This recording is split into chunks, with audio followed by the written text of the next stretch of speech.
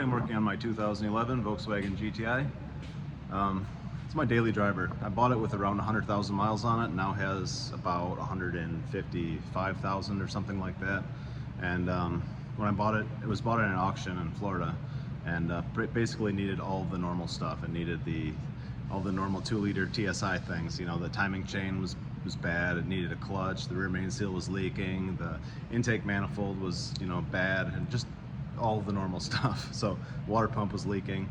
Did all that, and I've had a pretty good stint of kind of reliable driving. Just drive it every day to work. It's my daily driver, and it's been pretty good.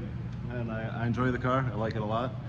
But yeah, over the weekend I went to take it for a spin to pick something up Saturday, and I seen the low coolant light come on, and right away, low coolant light on one of these, you start thinking it's either the water pump or the radiator. There's not a whole lot else that very commonly leaks on these.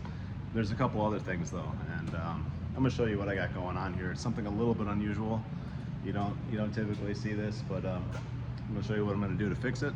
And yeah, so. All right, looking at the front of the engine here, you can see that the auxiliary water pump is kind of covered in coolant, and you can see a bunch of coolant staining off the front edge of the oil pan.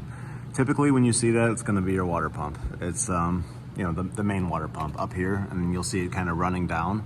What you want to do is you want to look real hard up there at the block and look for where the coolant is actually tracking down. On this, I don't really see it. I see a little bit of oil around this cover for the crankcase breather, but I'm not seeing any coolant coming down from the water pump itself. You can kind of get a good look at the water pump if you're careful. You have a mirror right there, that edge, and you'll see coolant around there, and it'll be running down your radiator hoses, the lower radiator hose and stuff like that. Typically, this one I'm seeing coolant here at the auxiliary water pump, but if I follow the lines up for the water pump, you'll see up there. See if I can get a better look at it. Right there, some wet coolant right at that plastic line, and then the coolant kind of tracking down. See if I can get a good light here. There it is. Yeah, right there. Look up high, you can see the plastic pipe. Coolant is just running straight down from that. So I'm gonna show you what that looks like from the top. All right, so these are the same lines that you're seeing from the bottom right here, that they connect to the auxiliary water pump.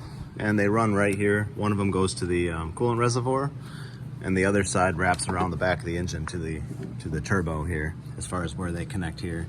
But pretty easy to replace, the actual plastic lines themselves. This is one of the few things where I would actually recommend using maybe an aftermarket one. You'll be fine with a factory one, because obviously these are original and they have 150,000 miles on them, so it's not an unacceptable failure or something like that, like a lot of other parts on these cars. This is something where you can stick a factory part back on it and be fine. But if I was going to use an aftermarket one, I would use one of the metal upgrades. Even Dorman makes one that you can buy on Amazon that I'm actually going to go with for this car, and it's quite a bit cheaper. I think it's $30 or $40. I'll put a link in the description if I think of it.